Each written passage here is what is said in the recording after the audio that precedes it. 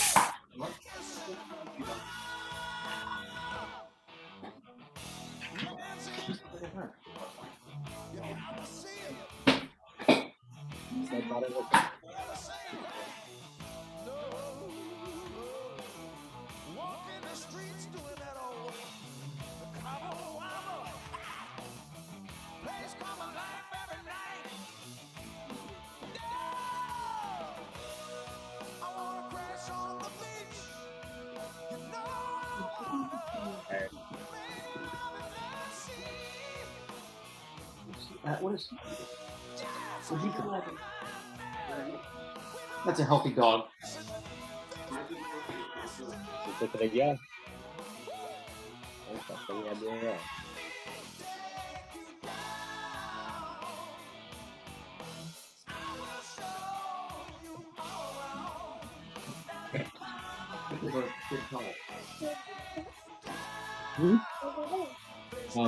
We're waiting for like 50 people to come in, and then we're gonna prepare barbecue chicken for them, which will be ready when you get up for breakfast.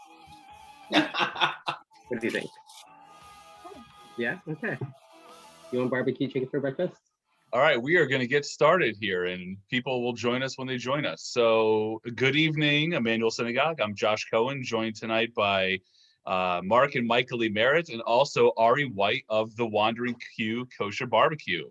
Hey, everybody. We're happy to have you here tonight. So thanks for joining. We are going to talk to Ari for a little bit, and then Ari's going to take us through the steps and share two of his favorite recipes with us. And for those of you that want to cook along, great. For those of you that want to listen along, great. And if you have any questions, we'll pause along the way. So before we get started, going to start here with Ari and ask him a couple of questions. So first of all, Ari, thanks so much for joining. Really appreciate it. And we really love having you, join our community and bring food up here. It's been a really nice treat, especially during the pandemic. And I cannot wait for your truck to start rolling, because I hope we're one of your first stops when we can do that again. Yeah, you got the space for me there. Absolutely. So why don't you tell us a little bit about yourself and how you got started in barbecue? Wow. Well, I guess I grew up in El Paso, Texas, which is the westernmost point of the state, about 700 miles away from anywhere. And if you wanted something kosher, you cooked it yourself. And barbecues were an everyday thing, to the point that I didn't know it was abnormal to not have a charbroiler grill, like a commercial one, in the living room of the house that I grew up in. I thought that was just like sort of everybody. And then I moved up to New York City, and there was just like this huge, wide, just like gap. There was just this abyss, the barbecue places. And I mean, I'll eat Dougie's wings every day of the week if I was allowed, but there was no barbecue that was here. And fast forward through a bunch of years of corporate America into a friend opening a restaurant in Washington Heights. And we jumped in with him. And I guess these little bits and pieces of Texas flair kept making it onto the menu. I mean, we had kosher bacon and kosher brisket, barbecue brisket, smoked brisket, which was a 1 day a week special. And that became catering, and the catering became our first pop-up. And after serving like 3,000 people in 4 days, we saw that there was like a need for it. And with that, Hakadosh Barbecue was born. And my next 7 years would be street fairs and music festivals and coming out to communities that really didn't have the kosher sort of world to give them that restaurant experience. And that was kind of amazing. We opened up a new place that took 3 years to build in Hackensack, which was open a year ago now, like ready just in time for what was supposed to be a bunch of food trucks on the road, and instead became kind of the ultimate ghost kitchen. But where what really saved us are a bunch of communities like yours, because all of a sudden there was still like this need of kosher food. And while it couldn't be me and 6 guys and a 30-foot barbecue truck doing it in person, like this model was created that I'm going to be in 5 cities on Thursday. And it's not maybe the same magic and ambiance as what we were able to do with at the street fairs, but I feel like we're spreading a lot of love still. And I would have never been home on a night like tonight to be able to even do this kind of thing. So, beer and wine make Zoom more fun and interesting. So if you haven't poured yourself a drink yet, I would ask you to do that, because we've got a bunch of time together here. And I'm going to raise my glass to your community. Thank you for having me tonight. Thank you for letting me stop there so many times so far this past crazy year. And I'm going to keep doing this, until and probably even after those food trucks go back on the road. So that's my last decade and a half on one foot. So when I think of kosher barbecue, I first met you, I think it was like in 2015. We had the Southern New England kosher barbecue competition down in Fairfield. We had that for 2 years, and I met you there, and I met a couple other guys, and I've learned a lot along the way. So when I think of kosher barbecue, I think of 4 people. First is Warren Rockmacher, the godfather of kosher barbecue. And ever since he left Connecticut, that's left me as the #1 kosher barbecue contender in Connecticut. So I'll take it any way I can get it. But thank you. You can hold your applause till you try it. Next barbecue competition in your shul, maybe? Believe me, we're talking about it. You 100%, or the first guy in line to tell you how crazy it is. Yep. Yeah, I told you we're gonna get there one day. I think of you in this category, Mendel Siegel and Shruly Edelman, and you all have restaurants and you all have these successful kosher barbecue models. How do observant Jewish guys like yourselves, how are you able to take this authenticity and bring it to your restaurants without trying without having the non-kosher route to do so and being so successful with it? So I have probably a slightly different answer than the other guys on that list, who I'm proud to call my friends. Having grown up in El Paso, Texas, and had what maybe could be called a fairly rebellious youth in the 80s and 90s, I'm happy that I got to actually try a bunch of the Texas joints. El Paso actually has horrible barbecue, amazing tacos, but horrible barbecue. With one exception, which is a Cattleman's Dude Ranch, which is in Fabens, just north of the city. And they actually came in and under the Chabad rabbi, this would have been 88, koshered a bunch of barbecue pits and catered my older brother's bar mitzvah. And that was the first time I had real barbecue. My dad had high cholesterol, so we smoked turkeys at home, which I love. Actually, it's one of my favorite things. Or the chicken, like the recipe I'm gonna do with you guys tonight. But brisket and ribs and those sort of things were never treats. With that said, the same question was posed by Aaron Franklin to Shruly at Brisket King, the year that he won, and his answer, Shruly's answer, was that the only barbecue he had ever had was mine. And Aaron invited us down to do a kosher cook at his place. The week before that happened was Hurricane Harvey, and wind gusts burnt half of his restaurant and his entire smokehouse down to the ground. And so texting him of just I only found out Motzei Shabbos, and I'm the biggest jerk on earth, because my first thought was oh, I'm not gonna get to go do this with him, as opposed to just this guy's restaurant just burned to the ground. And sent a text of I guess another time, let me know what we can do to help. And his reply was so inspiring. I mean, especially the tough times right now, of just no way. He's you're coming. He's now we don't have to worry about the line outside. And And not only did we fly down there, but I was in the middle of, we had just done our very first batch of sausages. This is just before we were in supermarkets. And so Sruli, Izzy's, and I flew down there with like 500 pounds. We had 12 boxes of sausages that went, where two other guys in the barbecue world, Joseph Mutterpearl from Southside Sandwich Shop in Lakewood, and Chaim Goldfeder, who has a place called Kosher Palette in Dallas, where they also have a smokehouse. It's like the one kosher place in Dallas for all kosher food and wine.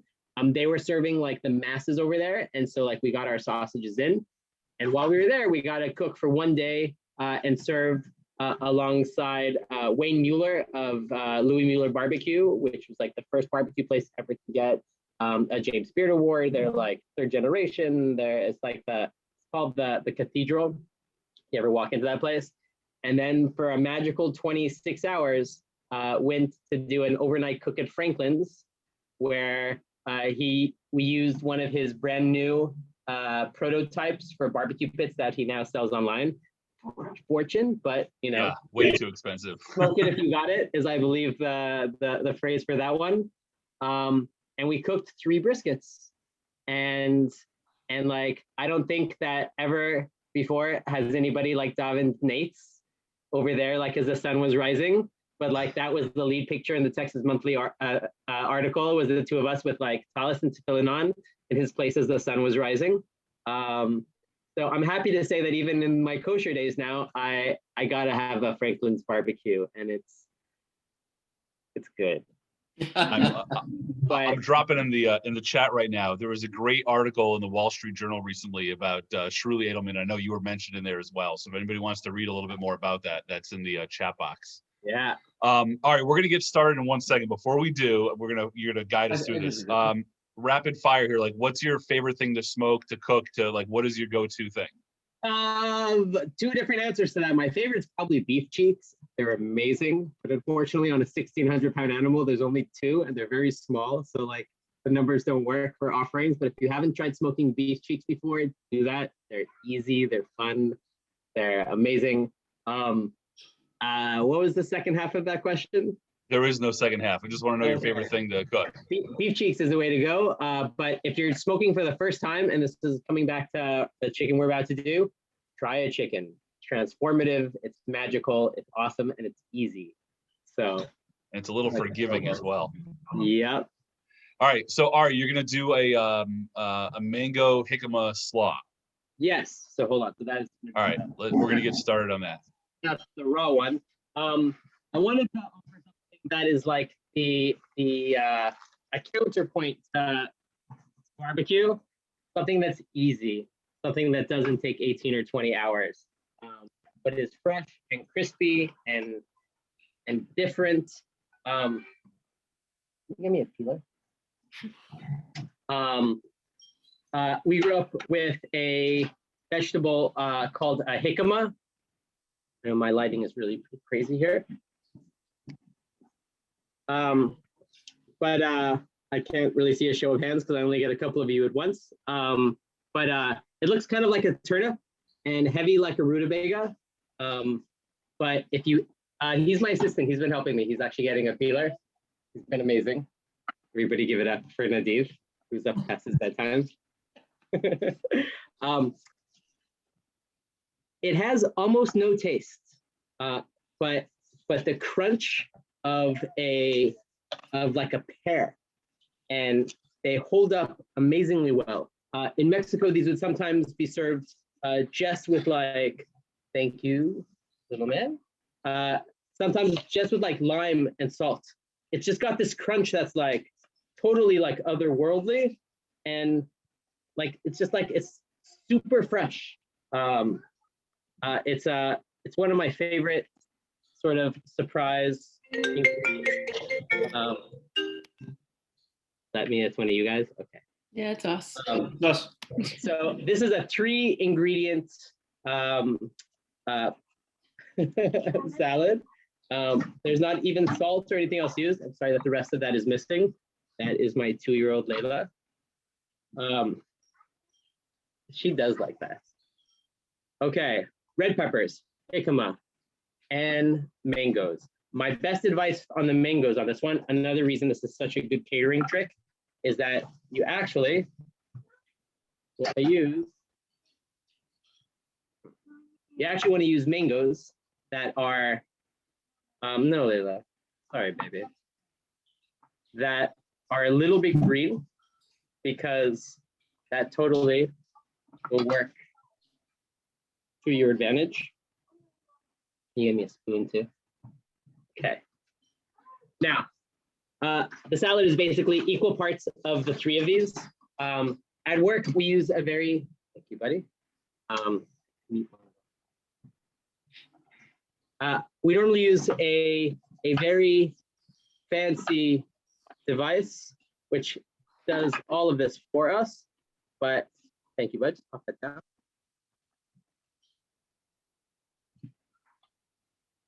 I go for just a very simple julienne on these. I did a thick, unfortunately. Think of it like chopsticks, right? Or matchsticks. In.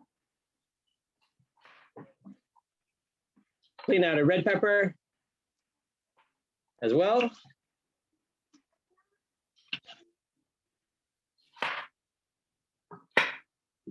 Seed. What? Sorry. I've served this salad as an aside. We do like a seared tuna, and it's like incredible. You get the crisp bite out of the jicama and the vibrancy of the red pepper. Let's see already. You already have like the red and the white like colors going. Mom maybe needs your help for a second. Great trick on these. Assuming, watch your hands. But cut the lines first, not so dissimilarly to an avocado. I don't know if you can see that. This is how the sushi guys do it too.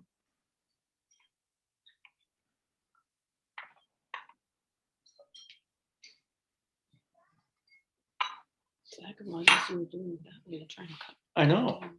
All right, that's a great way to cut a mango. I did it the old-fashioned way, and it makes a mess. So that's a much easier approach.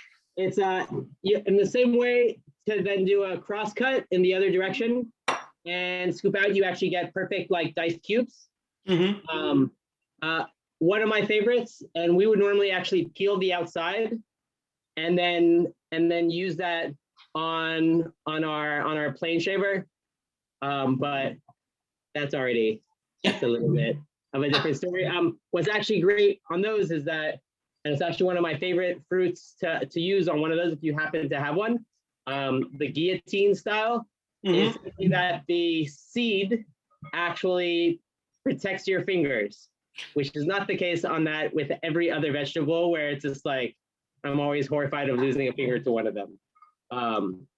But it is a very untraditional slaw as for people to think of it, but it doesn't need salt. It doesn't need pepper. It doesn't need acidity. It literally it's one of those like beautiful salads where like all the ingredients are on one hand with fingers left over. You can pronounce all of them. What's even cooler on this, this will hold for 2 days. The liquid will start to pull a little bit out of the mangoes as the whole thing turns almost like salsa-esque, but so it's one of those ones that can really hold for a long time in advance, making it great for Shabbos, great for parties if ever those come back. But also, as you saw, can be put together in a couple of minutes. So if people are coming, it's really fun. Jicama starts with the J. If you haven't tried them before, definitely check it out. You'll thank me. It'll be in the roots section. So before you brush your teeth.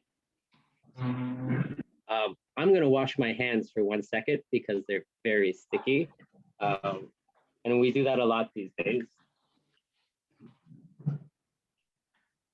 Hey, Josh, while he's washing his hands, what do we have next on the docket for Emanuel? Are we doing anything next? Oh, he's back. Perfect. In fact, perfect. Well, here's the thing, and I'm not gonna show you my kitchen here, but fun fact to know and tell. I cook about 1,000 pounds of meat a day, but my home has a vegetarian milkshake kitchen.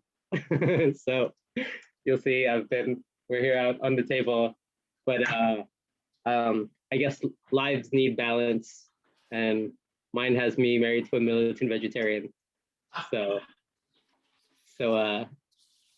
life's a little funny these days, but I can thank the pandemic for the fact that I'm home at 7 o'clock on a feeding night, whereas in the old world, that would never happen.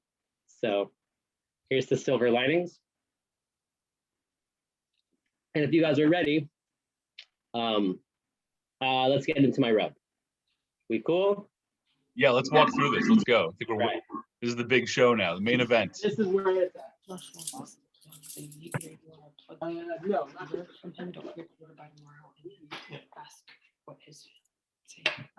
Okay.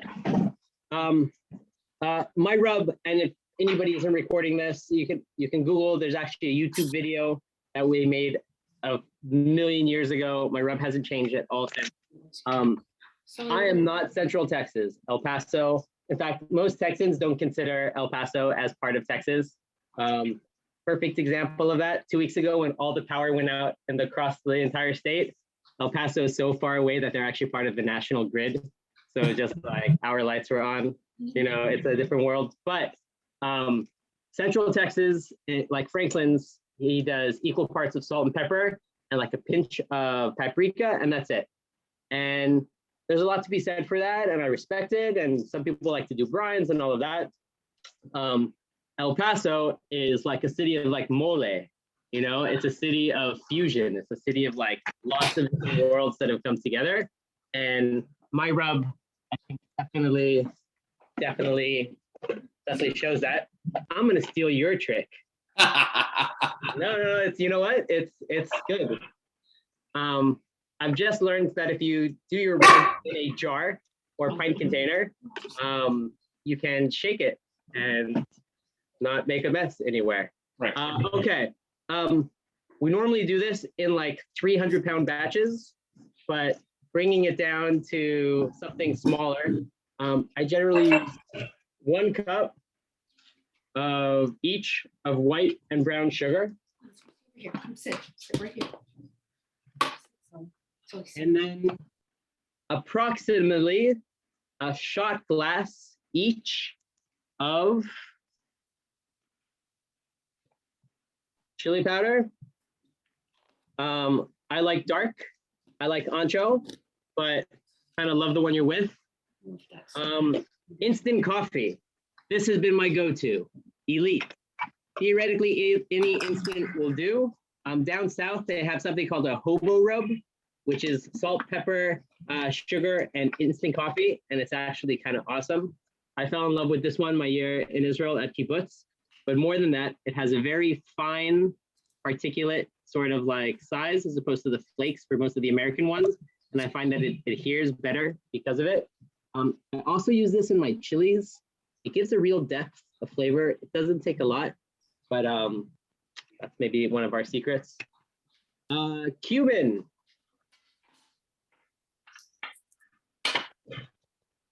Coleman's mustard powder.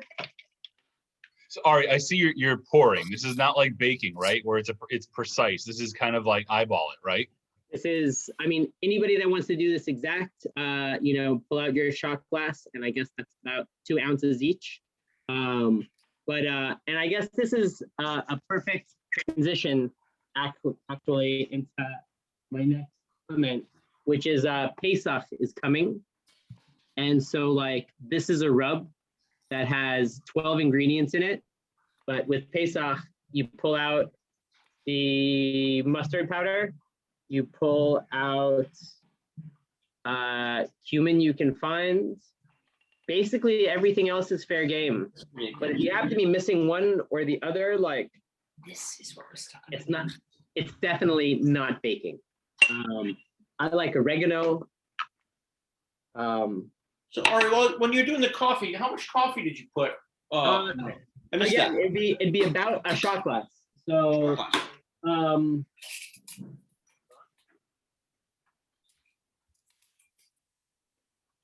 I believe that comes out to probably a quarter cup, 2 ounces, right?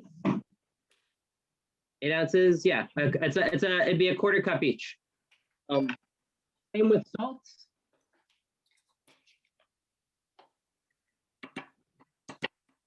Same with black pepper. I like a coarse cut. If it's too small, it's a bit spicier, and I don't think it helps it here in terms of the crust. Garlic powder and onion powder. I told you it's busy. I think I put too much in, but oh well, it'll be a little garlicky. Here's the thing. When all is said and done, you end up with about 2 parts sugar to 1 part spice, right? And then the only one that we generally, not as much for the chicken, but for the briskets, double on the black pepper. But what you have, I think, is just an awesomely versatile rub that is as good on. Oh, sorry, I was thinking that the old way, the new way. It doesn't work in the sizes that we do, but this is great. My guys are gonna laugh at me tomorrow. So, all right, so you get to order for you got to order by tomorrow, right? To get the. Yeah, correct. So what? So if you're first timer like us going to order from you, what would be something that you'd recommend? You know, to. So while my chicken is my dark horse, I guess I'm ruining that now, as everybody could do it on their own, and you don't need me.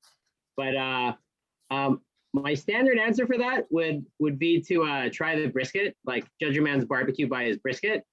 But you know, Pesach is around the corner, so maybe it's time to like up it on carbs. The menu is really the things that like I like to eat. I love Chinese food, so we have like lo mein on there, and it's the smoked meats, and you know, brisket and duck and lamb and chicken that are, you know, that are featured on it. But it's, you know, it's still got that action in it. So I think this week I'd say lo mein just as a pre-Pesach action, but the brisket's really where it's all at. Excellent.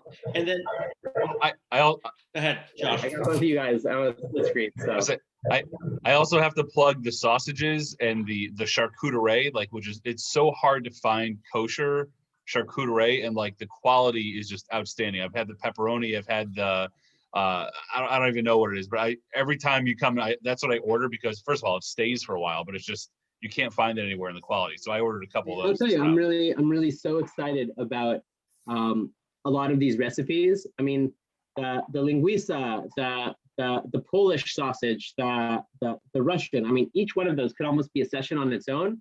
But standing on one foot with one beer, linguiça came about during the Spanish Inquisition, as the Jews who were staying in Spain had to hide in plain sight as Moranos.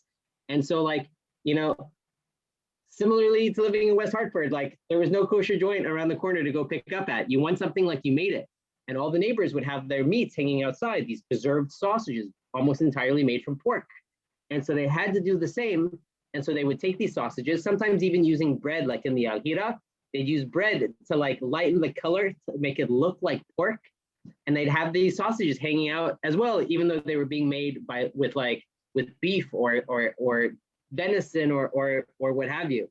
And what's incredible is now fast forward, you know, 600 years almost, and these sausages are national treasures, but are known as like the Jewish sausage. Like the story on it is like a part of their history.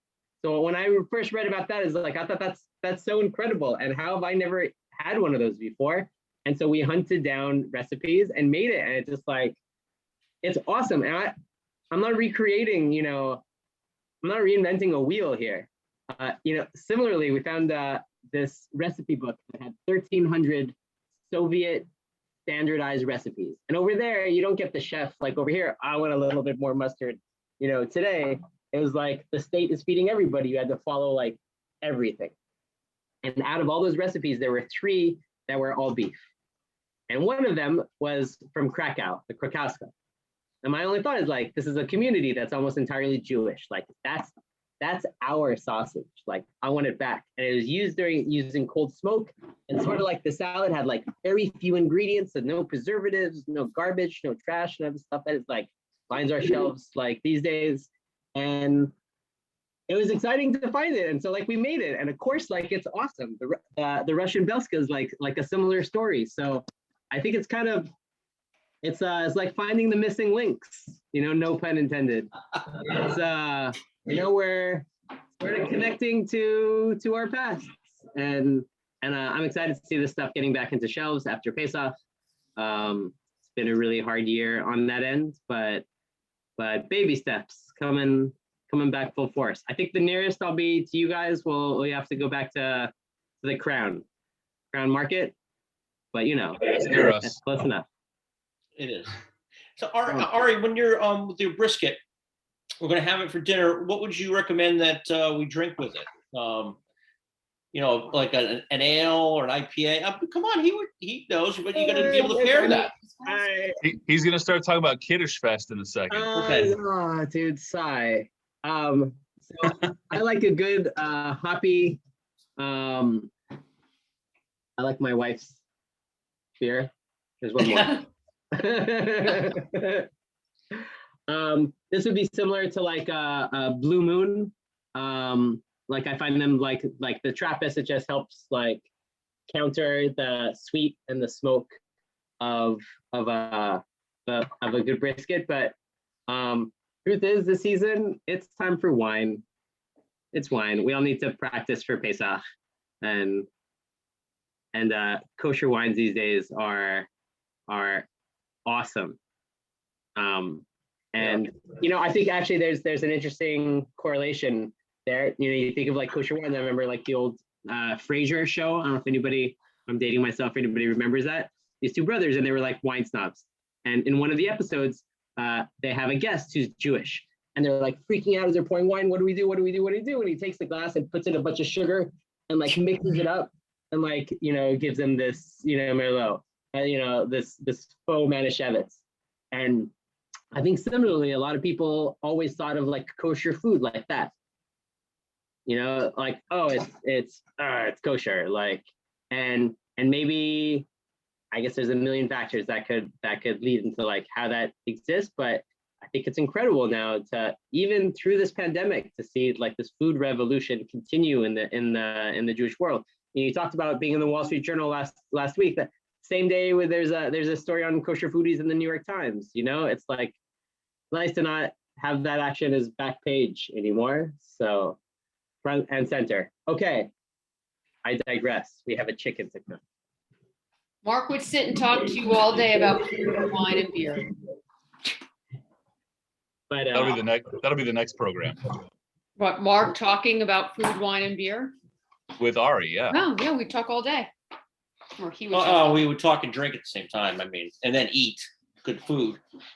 Okay, I really want to go through 2 tricks because I think that this is actually something, especially leading into Pesach, that can be really helpful.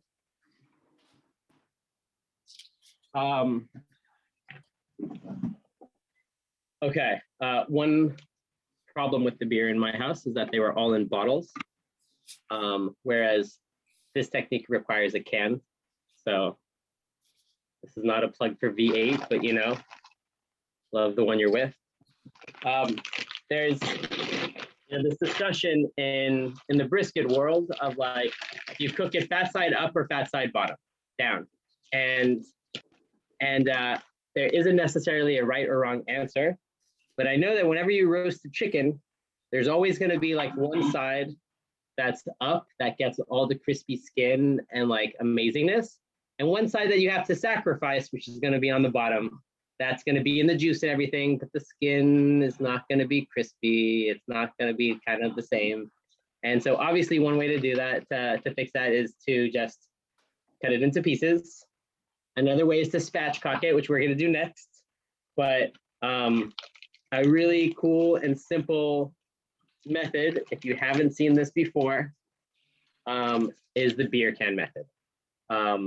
Now for Pesach, since we're gonna try and double up on these, I guess that's gonna be the cream soda can. Dr. Brown. I'm trying to think what else comes in a can. Dr. Brown's. Yeah, I mean, Dr. Brown's works. Now, weirdly enough, your choice of what you're using and how much of it you've drunk out of it will actually act to help flavor your food. So even if like V8 is not the way to go, to replace that with like maybe apple juice or wine or leaving some of that beer in it will do like good things as that continues to cook. But I hate to go 50 shades of chicken on this one, but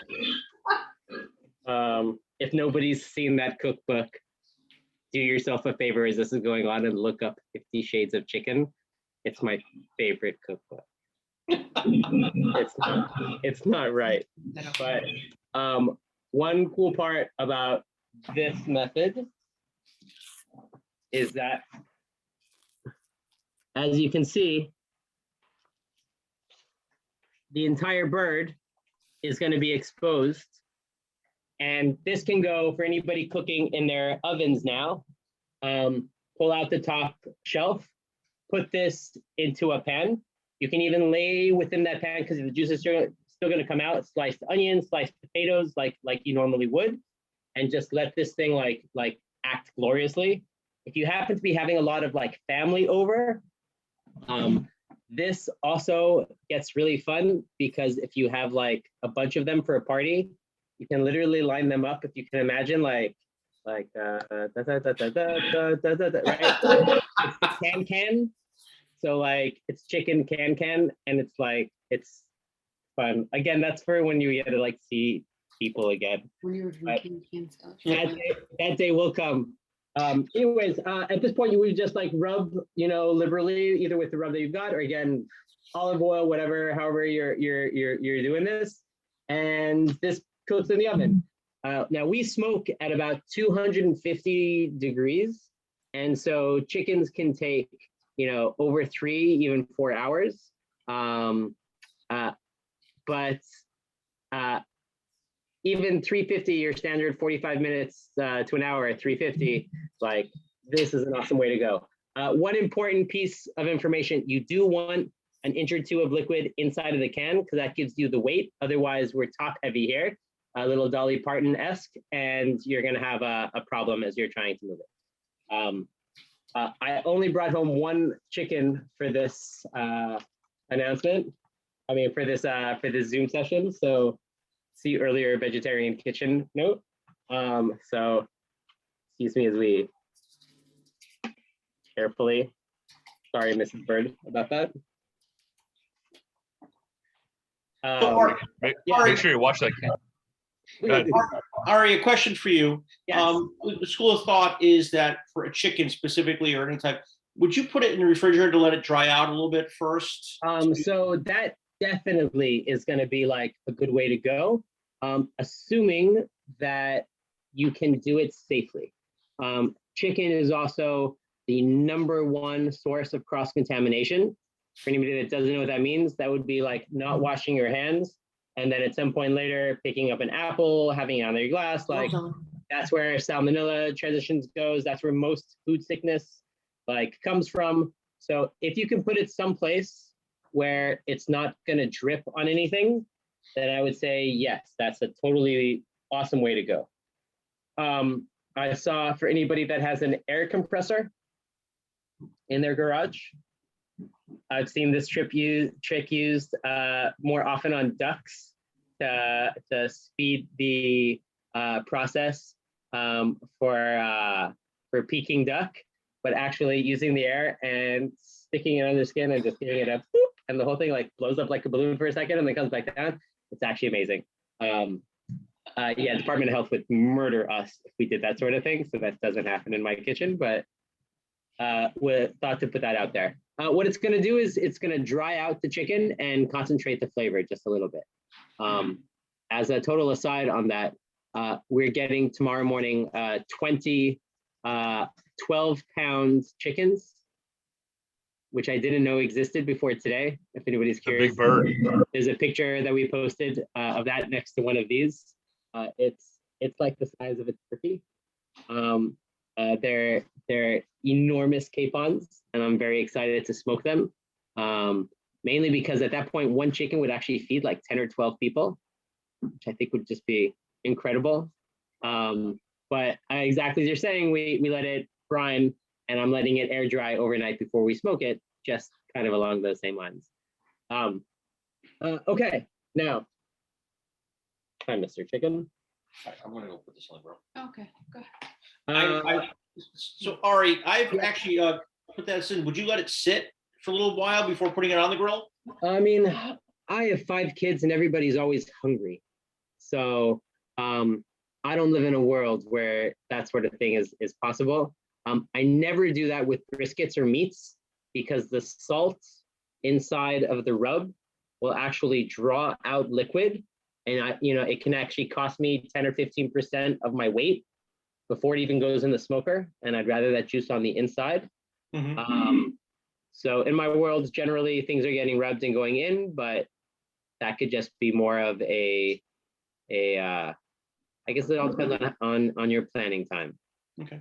I feel like that never exists with enough time in my world. But out of curiosity, do you generally do that before smoking or cooking? Do you let your birds sit in the fridge overnight?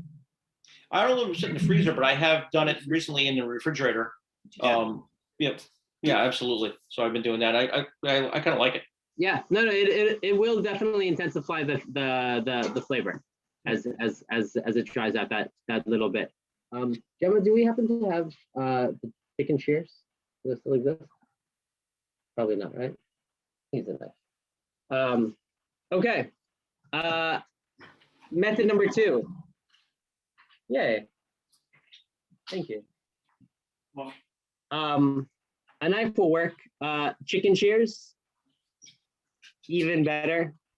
I feel like these are one of those tools that you have, but never really ever use, ever, except for like when you can't find scissors and these are clumsy but work instead of it. But for this, they're great.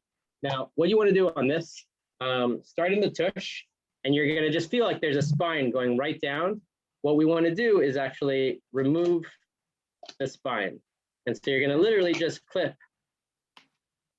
just on the side of it, and you're gonna go all the way up until the neck. I'm gonna just use my knife for a cleaner cut on the skin.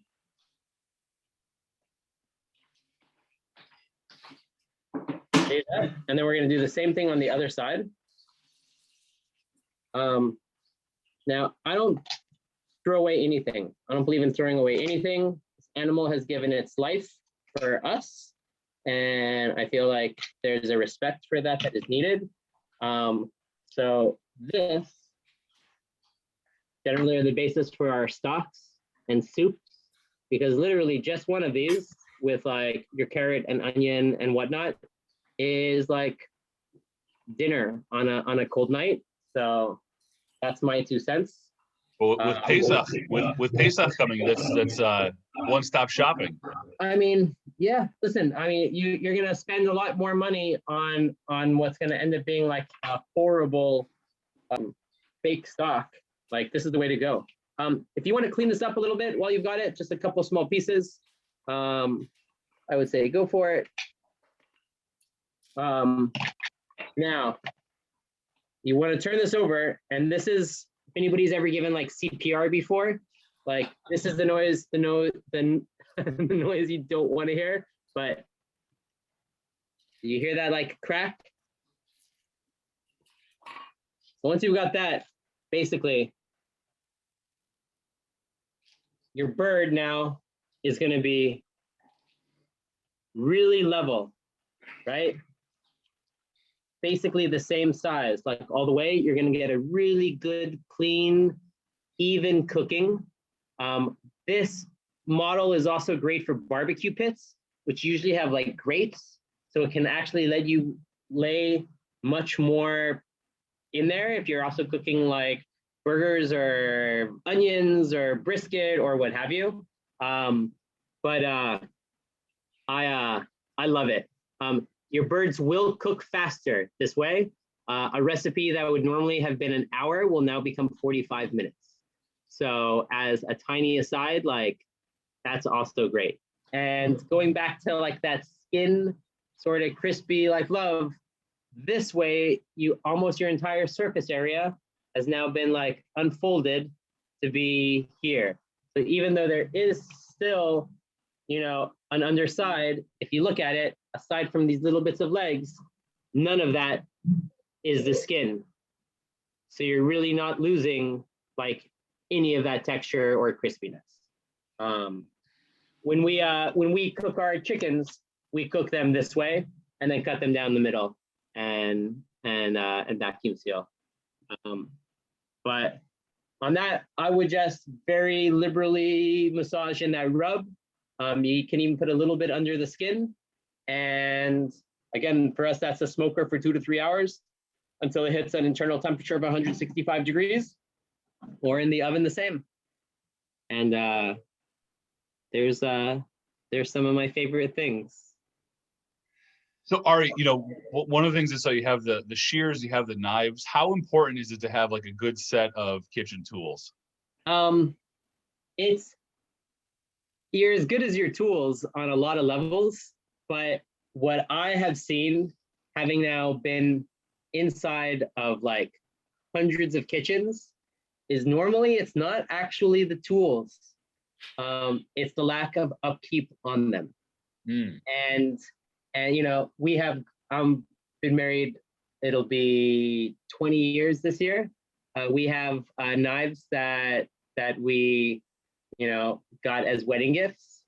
And on the one hand, they should be awesome, but aren't, because they've been used for so long. And people think that, oh, I have, you know, this tool, it's gonna help me like hone, but that doesn't sharpen a knife, it realigns an edge.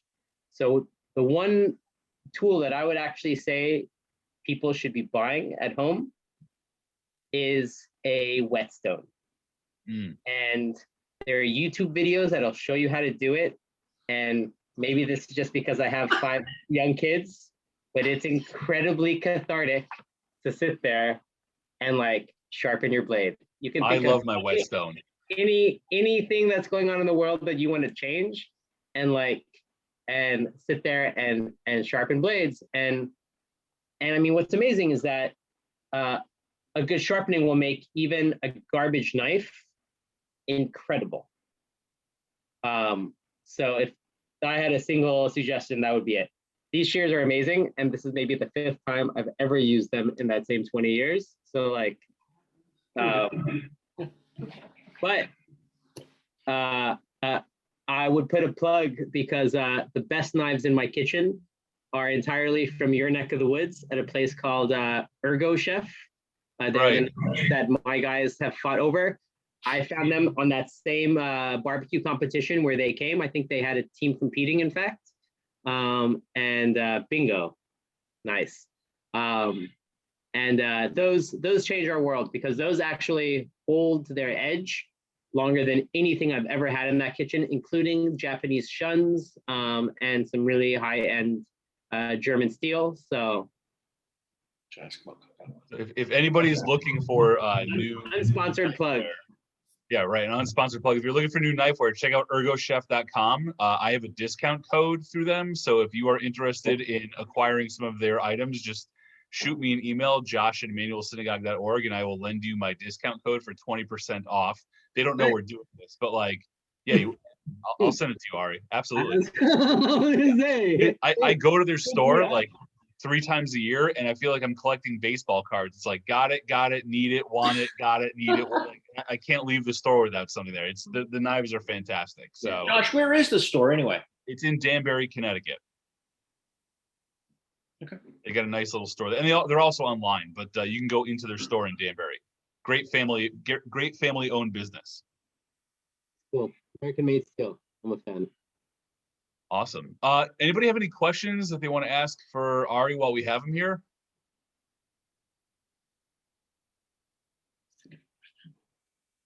Anyone? Ari, I have a question. Where did you get a chicken without feathers? Oh, they don't exist. We spend so much time taking off feathers. Oh, I just can't see them. No. Yeah. It's we have to. There are no clean birds, and the reason for it is sort of a fascinating one.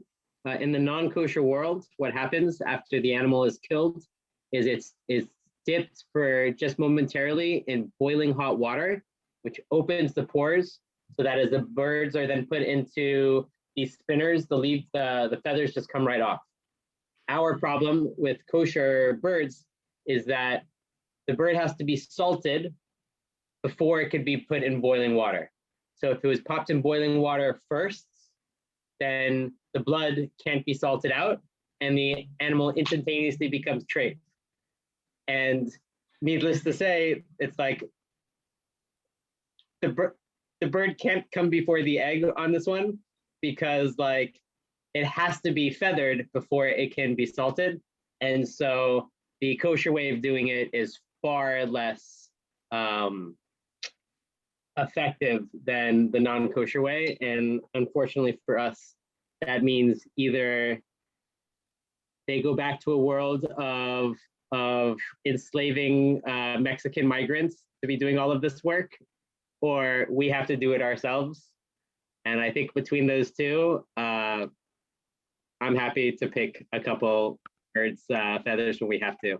I can tell you a trick that I remember my grandmother doing. This is a childhood memory, but she would actually take a propane torch, and hold it up and just burn the feathers off, because it stunk. It was an horrible smell, but I guess works if you like playing with fire.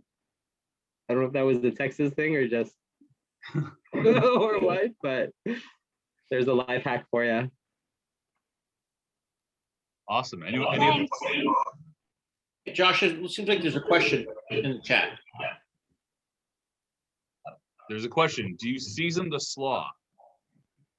So that mango jicama slaw, I do not at all. I don't think that it needs it. It gets a lot of sweetness already from both the pepper and the jicama that my son is eating.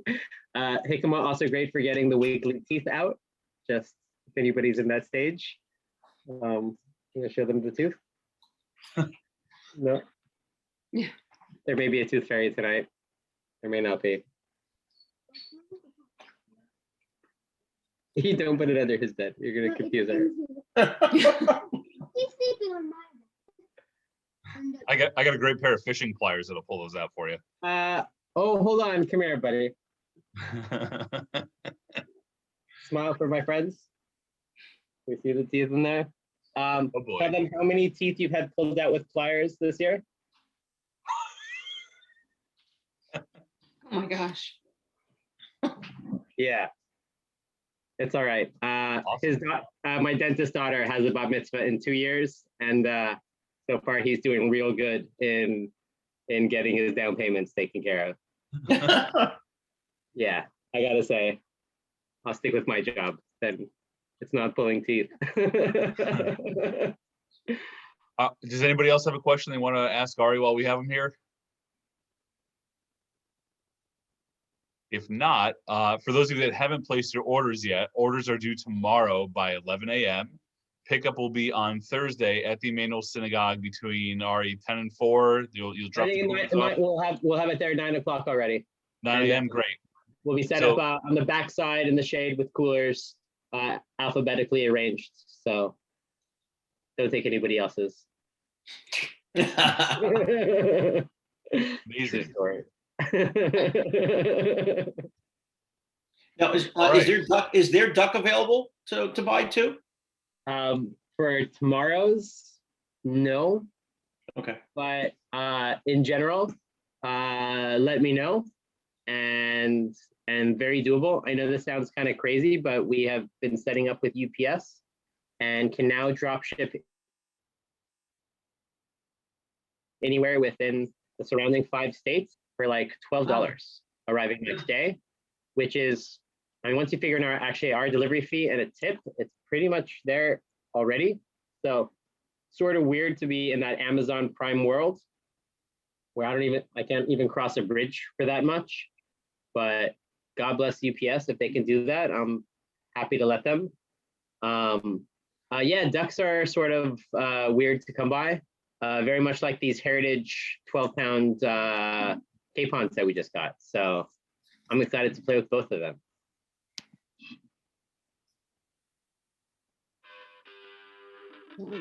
All right. Excellent. Ari, thank you. This was fantastic. Awesome. All Thank right. you. I look forward to having my meal at 9 o'clock. Ari, thank you so much. Everybody, thank you for joining us. Ari, if you're dropping off, hopefully I'll see you. If not, I'm sure I'll see you at another time. Thank you for joining us tonight. Everybody, thank you for joining. Thank and you. see you at a future event.